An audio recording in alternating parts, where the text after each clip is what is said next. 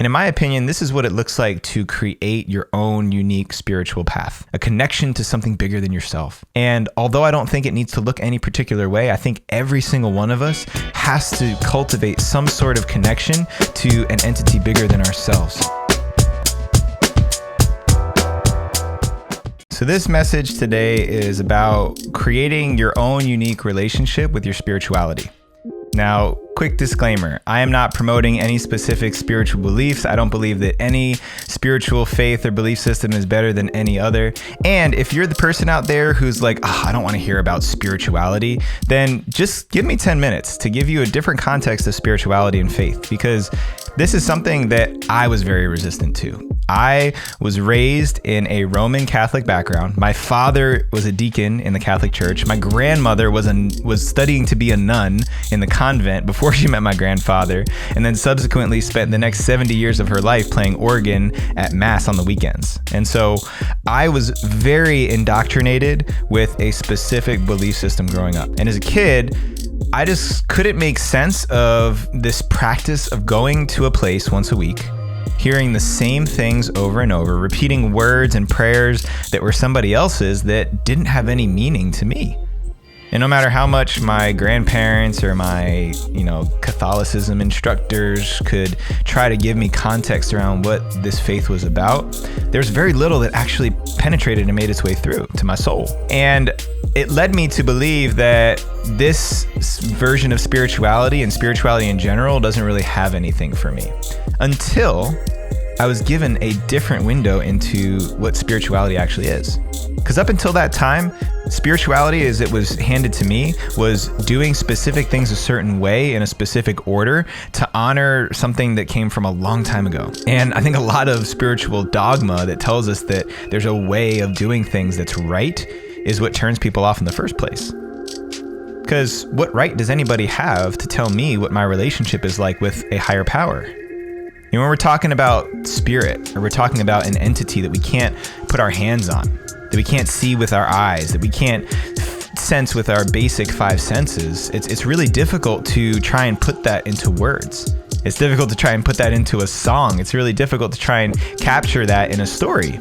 And yet there's something that we all feel. So when I was in college and I started to spend time with people in my community who were meditating, who were thinking about a relationship with something that in the abstract realm, in the world that can't be seen, can't be heard, can't be listened, but that is felt, something that we know exists. I started to open myself up again to spirituality.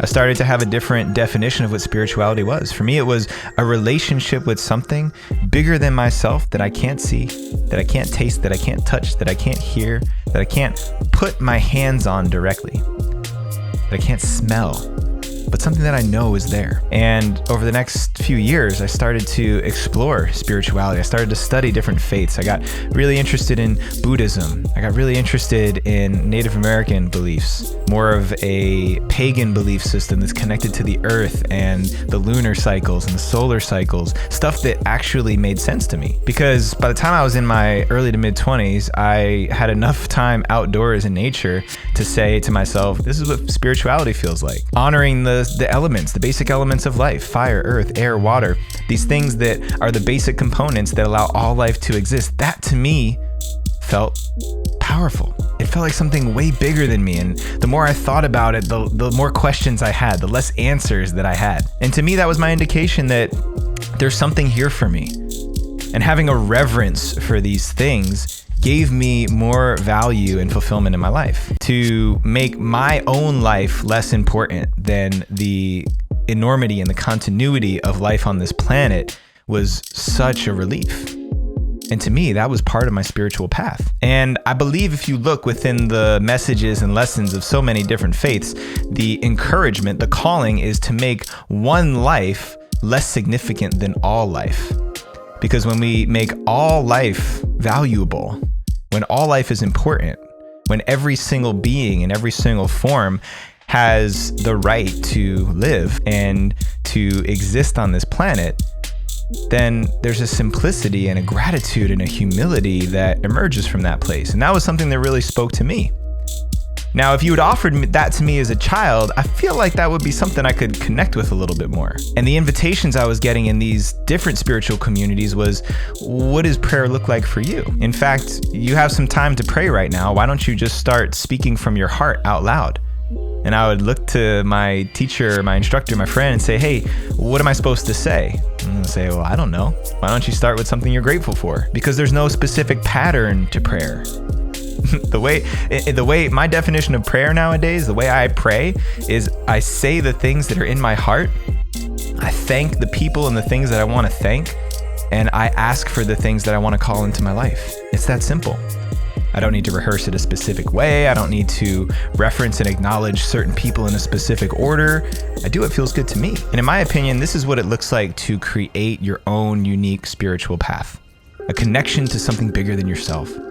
And although I don't think it needs to look any particular way, I think every single one of us has to cultivate some sort of connection to an entity bigger than ourselves, because that's what allows us to make me, my ego, my own preservation of my singular life less important than the continuity of all life. And if I'm able to do that, then it also makes me willing to put other people and the benefit of a whole generation before the benefit of myself in this single moment, in this now moment. And I also get to be included in all of that. When I was in my 20s, it was also really difficult for me because I recognized I needed to trust that the experiences I was having, the voices that I was hearing, the things that I was having come through me as far as insights were valid, simply because they were coming from within me. And there's times in my life where I associated this with a spiritual insight. There were moments where I was hiking to the top of a mountain, or just lying next to the river, or